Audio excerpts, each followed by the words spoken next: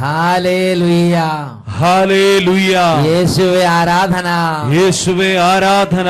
യെശയ്യാ പ്രവചനത്തിൽ 64 അധ്യായം 1 തിരുലിഖിതം, book of Isaiah chapter 64 verse 1.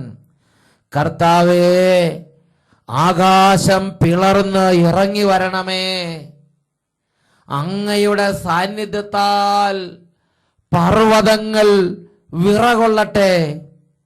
ഈ വചനത്തിന്റെ അത്ഭുത ശക്തിയാൽ നിങ്ങൾക്കേവർക്കും കൃപയും സമാധാനവും.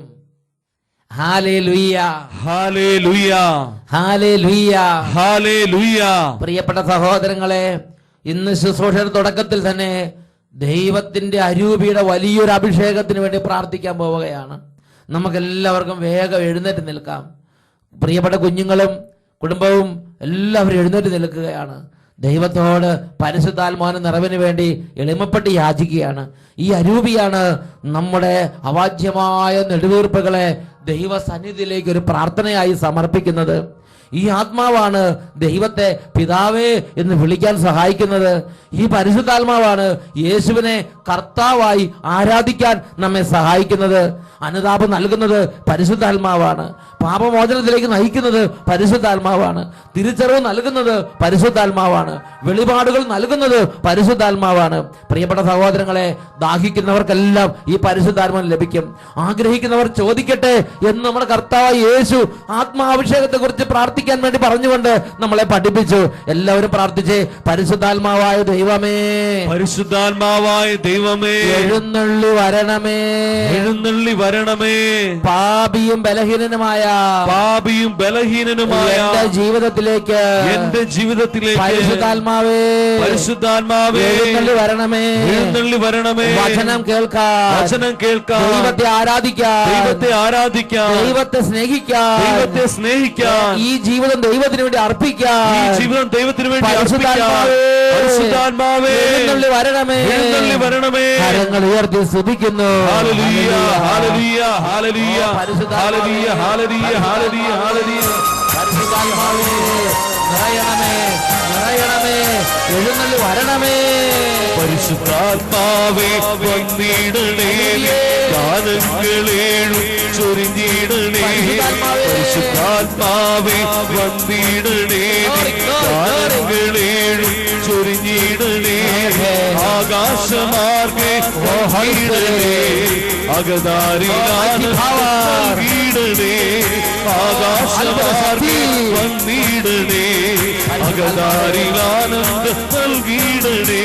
പരിശുദ്ധാത്മാവേ, വന്നിടണേ, ഗാനങ്ങളേഴും ചൊരിഞ്ഞിടണേ. പരിശുദ്ധാത്മാവേ, വന്നിടണേ, ഗാനങ്ങളേഴും ചൊരിഞ്ഞിടണേ.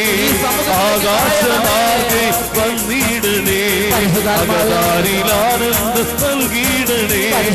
ആകാശമാർഗേ വന്നിടണേ, അകതാരിലാനന്ദം നൽകിയിടണേ. പരിശുദ്ധാത്മാവേ, വന്നിടണേ, ഗാനങ്ങളേഴും ചൊരിഞ്ഞിടണേ. പരിശുദ്ധാത്മാവേ, വന്നിടണേ, ഗാനങ്ങളേഴും ചൊരിഞ്ഞിടണേ.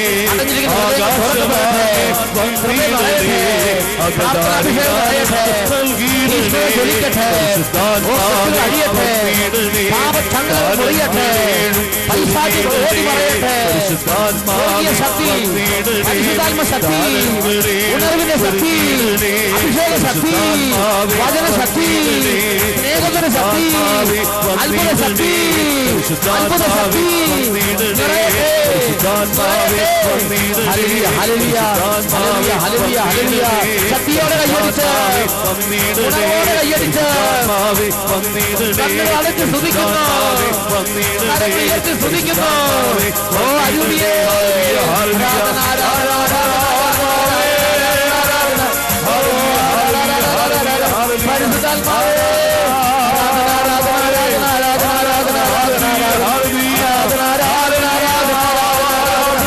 സമൂഹത്തിലേക്ക് കൃപകൾ വ്യാപരിക്കട്ടെ. അഭിഷേക ശക്തിയെ അയക്കണമേ.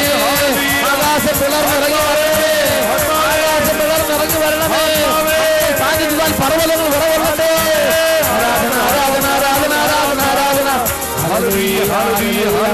ആരാധന ആരാധന ആരാധന ആരാധന. Hallelujah hallelujah. ഓരോ കുടുംബങ്ങൾ അഭിഷേകം ചെയ്യുന്ന കർത്താവ് ഓരോ ജീവിതങ്ങൾ അനുഗ്രഹം പ്രാപിക്കട്ടെ. ഓരോ കുടുംബങ്ങൾ അനുഗ്രഹം പ്രാപിക്കട്ടെ. അഭിഷേകത്താൽ പൂരിതമാകട്ടെ, ജ്ഞാനത്താൽ പൂരിതമാകട്ടെ, കൃപാവരങ്ങളാൽ പൂരിതമാകട്ടെ. Hallelujah hallelujah.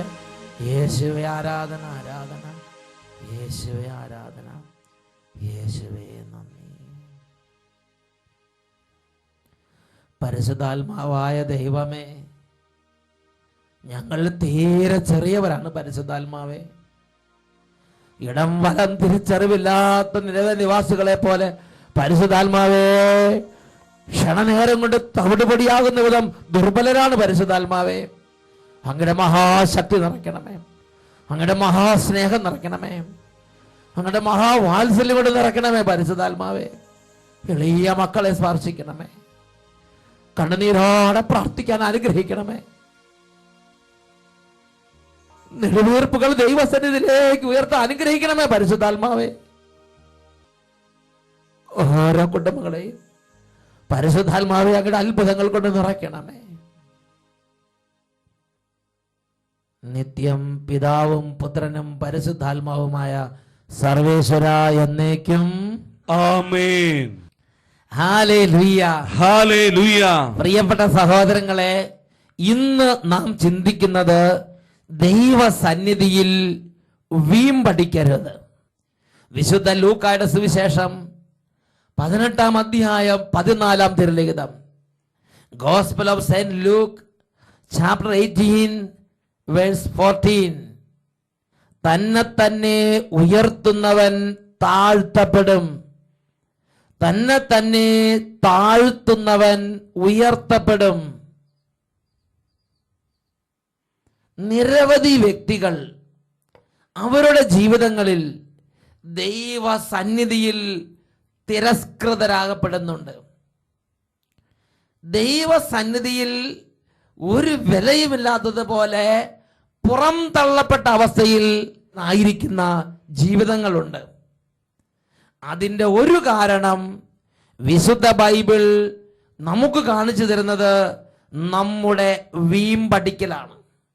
നമ്മുടെ ഒരു പ്രത്യേക തരത്തിലുള്ള ഒരു താൻ പോരിമാഭാവം. താൻ പോരിമാഭാവം എന്ന് പറഞ്ഞാൽ തനിക്ക് താൻ പോന്നവൻ എന്ന ചിന്ത.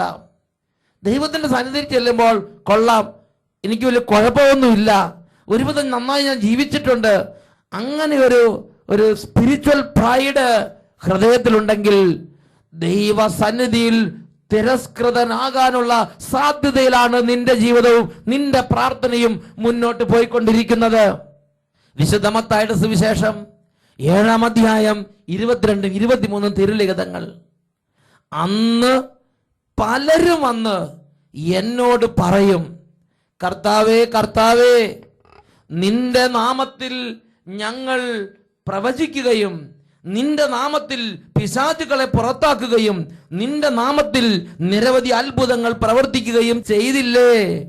അപ്പോൾ ഞാൻ അവരോട് പറയും, നിങ്ങളെ ഞാൻ ഒരിക്കലും അറിഞ്ഞിട്ടില്ല. അനീതി പ്രവർത്തിക്കുന്ന നിങ്ങൾ എന്നിൽ നിന്ന് അകന്നു പോകുവിൻ. നോക്കിയേ, നമ്മൾ ചെയ്തതിന്റെ പിൻബലത്തോടെ ചെന്നതാണ്. എന്തായി? ഇതാ തിരസ്കൃതനായി, ഇളിഭ്യനായി, അവിടുന്ന് പുറന്തള്ളപ്പെട്ട്, പെടലേക്ക് പിടിച്ച് തള്ളപ്പെട്ടതുപോലെ പുറന്തള്ളപ്പെട്ട് തല കുനിച്ചിറങ്ങി പോരേണ്ട സ്ഥിതിയായി. ദൈവസന്നിധിയിലേക്ക് ചെല്ലുമ്പോൾ വീം പഠിച്ചുകൊണ്ട് ചെല്ലരുത്. എനിക്ക് താൻ പോന്നവൻ, എനിക്ക് എന്റെ പിൻബലമുണ്ട്, ചെല്ലരുത് മക്കളെ. ദൈവസന്നിധി ചെല്ലുമ്പോൾ ആത്മാവിൽ എളിമയും ഹൃദയത്തിൽ അനുതാപവും വേണം. വിശുദ്ധ ലിഖിതത്തിൽ യെശയ്യാ പ്രവചനത്തിൽ 66-ാം അധ്യായം 2-ാം തിരുലിഖിതം, ആത്മാവിൽ എളിമയും അനുതാപവും ഉണ്ടായിരിക്കുകയും എൻ്റെ വചനങ്ങൾ ശ്രവിക്കുമ്പോൾ വിറയ്ക്കുകയും ചെയ്യുന്നവനെയാണ് ഞാൻ കടാക്ഷിക്കുന്നത്. ആ വ്യക്തിയുടെ മേലാണ് ദൈവത്തിൻ്റെ ഇഷ്ടമുള്ളത്. ആ വ്യക്തിയുടെ ജീവിതത്തിൻ്റെ മേൽ ദൈവത്തിന് പിന്നെയും പിന്നെയും സംപ്രീതി വർദ്ധിക്കുകയാണ്.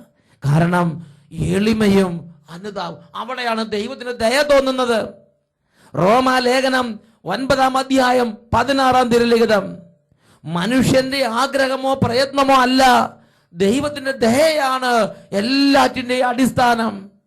ദൈവത്തിന് ദയ തോന്നുന്നത് എവിടെയാണ്? ആരിലാണ് ദൈവത്തിന് ദയ തോന്നുന്നത്? എളിമയും അനുതാപവും, ഞാൻ ചെറുതാണ് എന്ന ആ ഒരു തിരിച്ചറിവുള്ളിടത്താണ് ദൈവം തന്റെ കൃപ വർഷിക്കുന്നത്.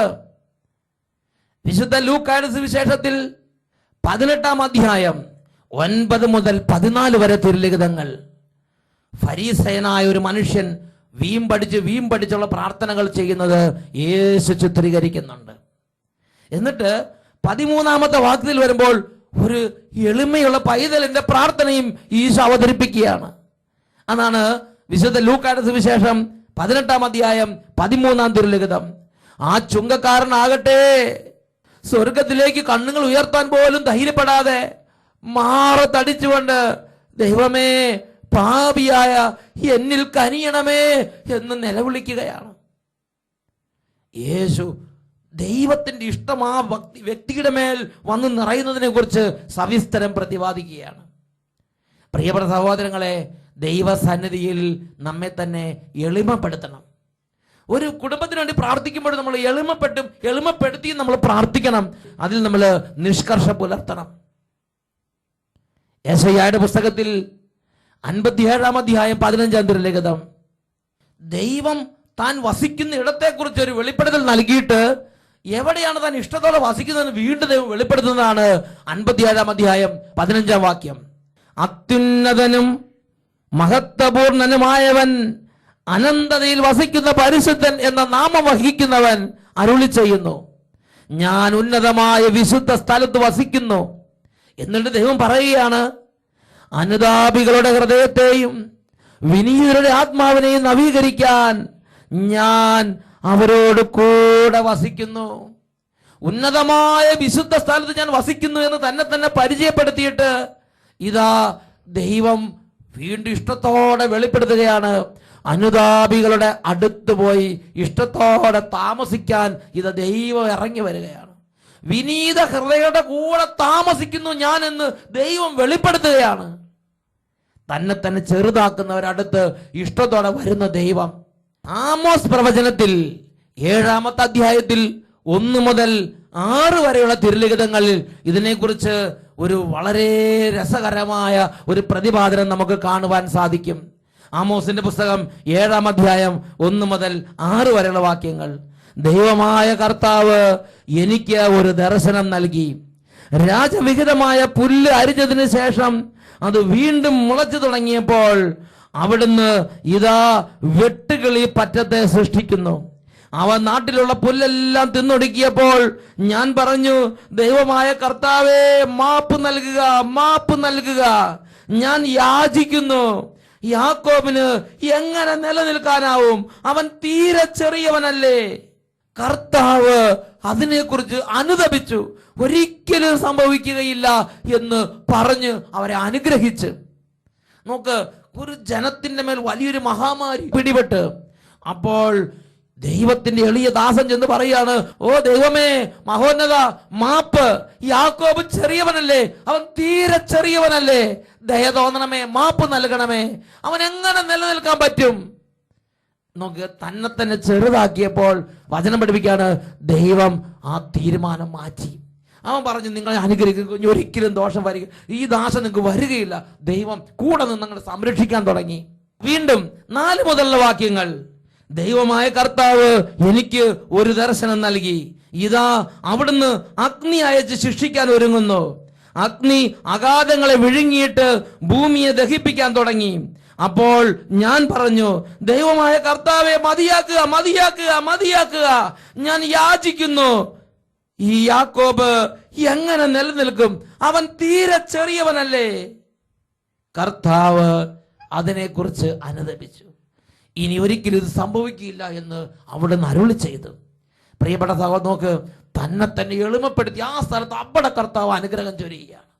Hallelujah, hallelujah. വിശുദ്ധ മത്തായിയുടെ സുവിശേഷത്തിൽ 8-ാം അധ്യായം 1 മുതൽ 3 വരെ വാക്യങ്ങൾ, യേശു മലയിൽ നിന്ന് ഇറങ്ങി വരുമ്പോൾ ഒരു വലിയ ജനക്കൂട്ടം അവനെ അനുഗമിച്ചു. അപ്പോൾ ഒരു കുഷ്ഠരോഗി അവന്റെ അടുത്ത് വന്ന് താണു വണങ്ങി പറഞ്ഞു, കർത്താവേ, അങ്ങേക്ക് മനസ്സുണ്ടെങ്കിൽ എന്നെ ശുദ്ധനാക്കാൻ കഴിയും. നോക്കുക, ഒരു കുഷ്ഠരോഗി യേശുവിന്റെ അരികിലേക്ക് ഇങ്ങോട്ട് വന്നിട്ട് നേർക്ക് നേർ നിന്ന് ചങ്ക് വിരിച്ചു പിടിച്ചിട്ട് കർത്താവേ സുഖപ്പെടുത്തു, അങ്ങനത്തെ ഒരു നിലപാട് അവൻ എടുത്തില്ല. അവനങ്ങോട്ട് എളിമപ്പെട്ട് അവനങ്ങോട്ട് ശരിക്കും ദൈവത്തിന് മുമ്പിൽ അങ്ങോട്ട് തന്നെ വെറുമയാക്കി.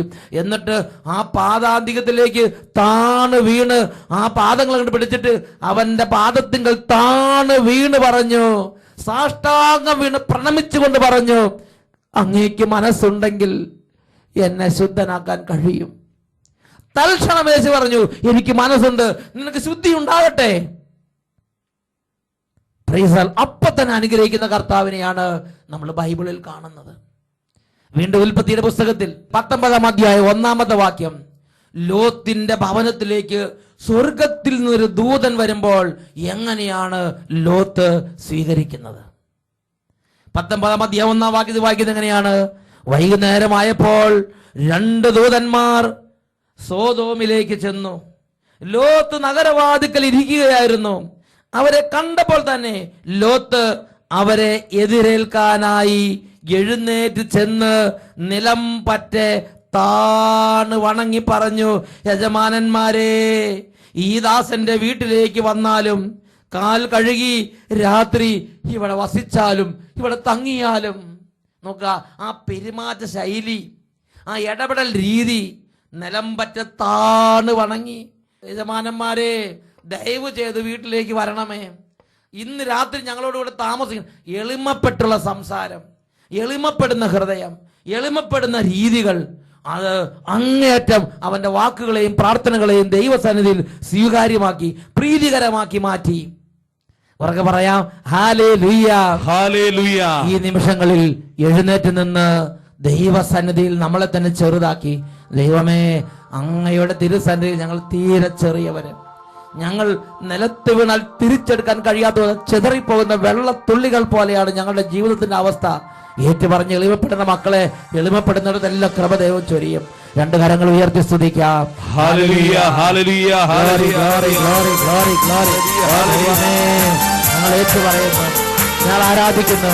അങ്ങാണ് വലിയവൻ, അവിടുന്നാണ് മഹത്വമുള്ളവൻ, അവിടുന്നാണ് സൃഷ്ടാവ്, അവിടുന്നാണ് രാജാവ്, അവിടുന്നാണ് സർവശക്തൻ. ഞങ്ങൾക്കല്ല കർത്താവേ, ഞങ്ങൾക്കല്ല കർത്താവേ, മഹത്വം മഹത്വം യേശുവിന്. ഞങ്ങൾക്കല്ല കർത്താവേ, ഞങ്ങൾക്കല്ല കർത്താവേ, മഹത്വം മഹത്വം യേശുവിന്.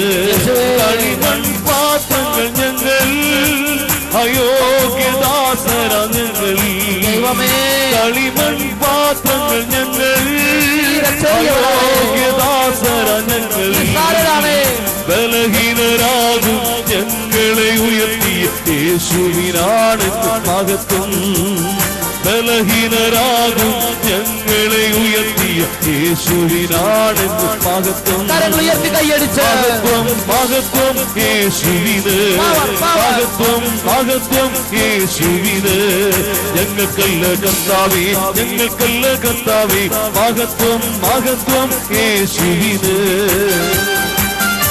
ദൈവമേ, ക്ഷണം നേരം കൊണ്ട് ചിഹ്നഭിന്നമായി തവിടുപൊടിയാവുന്ന നിസ്സാരമായ ജീവിതങ്ങളാണ് ഞങ്ങളുടെ എളിയ ജീവിതങ്ങൾ. കരുണ തോന്നണമേ. ഉടയുന്ന മൺപാത്രങ്ങൾ തകരാതെ കാത്തതും നീയല്ലയോ. വീണാലുടയുന്ന മൺപാത്രങ്ങൾ തകരാതെ കാത്തതും നീയല്ലയോ.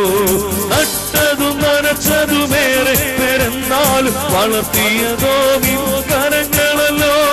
നട്ടതും നനച്ചത് ഏറെ പെരുന്നാലും വളർത്തിയതോ നിൻ കരങ്ങളല്ലോ. മഹത്വം യേശുവിന്, മഹത്വം മഹത്വം യേശുവിന്, മഹത്വം മഹത്വം യേശുവിന്, മഹത്വം മഹത്വം യേശുവിന്, മഹത്വം മഹത്വം യേശുവിന്, മഹത്വം മഹത്വം യേശുവിന്. കരങ്ങൾ ഉയർത്തി സ്തുതിക്കുന്നു. അഹങ്കാരത്തിന്റെ കോട്ടകളെ തകർക്കണമേ കർത്താവേ. രാഷ്ട്രീയം, തന്നിഷ്ടം, തന്റെ ഭാവം വിധേയത്വമില്ലായ്മ, ഹൃദയകാഠിന്യം അങ്ങയുടെ കൃപ കൊണ്ട് നിറച്ച് വിശുദ്ധീകരിക്കണമേ, എളിമപ്പെടുത്തണമേ. ദൈവസ്ഥലിൽ ചെറുതാകാനുള്ള കൃപ നൽകണമേ. അങ്ങയെ മഹത്വപ്പെടുത്താൻ അനുഗ്രഹിക്കണമേ. Hallelujah, hallelujah. യേശുവേ ആരാധന, ആരാധന. യേശുവേ ആരാധന, ആരാധന, ആരാധന. യേശുവേ ആരാധന, യേശുവേ സ്തോത്രം. വിശുദ്ധ ലൂക്കായുടെ സുവിശേഷം 18-ാം അധ്യായം 14-ാം തിരുലിഖിതം. തന്നെ തന്നെ ഉയർത്തുന്നവൻ താഴ്ത്തപ്പെടും, തന്നെ തന്നെ താഴ്ത്തുന്നവൻ ഉയർത്തപ്പെടുകയും ചെയ്യും. Hallelujah, hallelujah.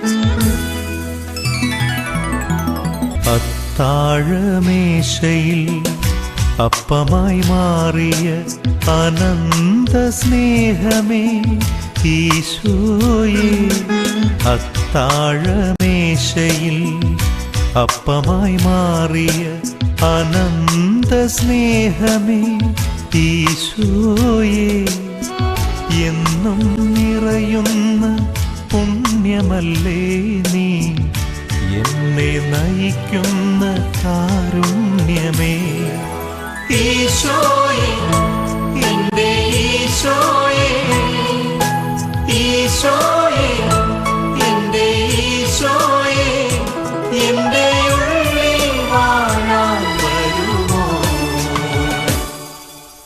ഈശോയേ, ദിവ്യകാരുണ്യമേ ഈശോയേ,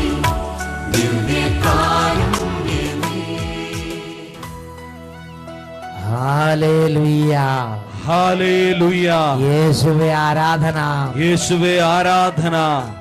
ജീവിക്കുന്ന ദൈവമായ കർത്താവ് ഈ സമയം ഓരോ കുടുംബങ്ങളെയും പ്രത്യേകം പ്രത്യേകം അനുഗ്രഹിക്കാൻ തൻ്റെ ദിവ്യ സാന്നിധ്യം കുടുംബങ്ങളിലേക്ക് നൽകുന്ന സമയം. രണ്ട് കരങ്ങൾ നന്നായി ഉയർത്തിപ്പിടിക്കാം. ഓ ദൈവമേ, ദൈവഭയമുള്ളവനായിരിക്കുക, കൽപ്പനകളെല്ലാം അനുസരിക്കുക. ഈ ഒരു വഴിയിൽ നടക്കാനുള്ള ഒരു എളിമ തരണമേ കർത്താവേ. ദുശാഠ്യക്കാരും വികാരികളും ദുർവാശിക്കാരുമാകുന്ന ഓരോ അവസ്ഥകളിൽ നിന്ന് ഞങ്ങളെ രക്ഷിക്കണമേ കർത്താവേ. രണ്ട് കരങ്ങൾ ഉയർത്തി സ്തുതിക്കുന്നു. Hallelujah, hallelujah, hallelujah. ആരാധന, ആരാധന, ആരാധന. കുടുംബങ്ങളെ രക്ഷിക്കണമേ, ജീവിതങ്ങളെ രക്ഷിക്കണമേ, രോഗികളെ സ്പർശിക്കണമേ, വിദ്യാർത്ഥികളെ അനുഗ്രഹിക്കണമേ, ഓരോ കുടുംബങ്ങളിൽ സമാധാനം നൽകണമേ, പെരുവഴിയെ പോയതിന് നേർവഴിക്ക് തിരിക്കണമേ, വിവേകം നഷ്ടപ്പെട്ടതിന് വിവേകം നൽകണമേ, മുറിവേറ്റതിന് വെച്ച് കെട്ടണമേ, ഇപ്പോൾ അവിടുന്ന് ഒരു അത്ഭുതം ചെയ്യണമേ. Hallelujah, hallelujah, hallelujah, hallelujah, hallelujah, യേശുവേ, യേശുവേ, ഈശോയേ.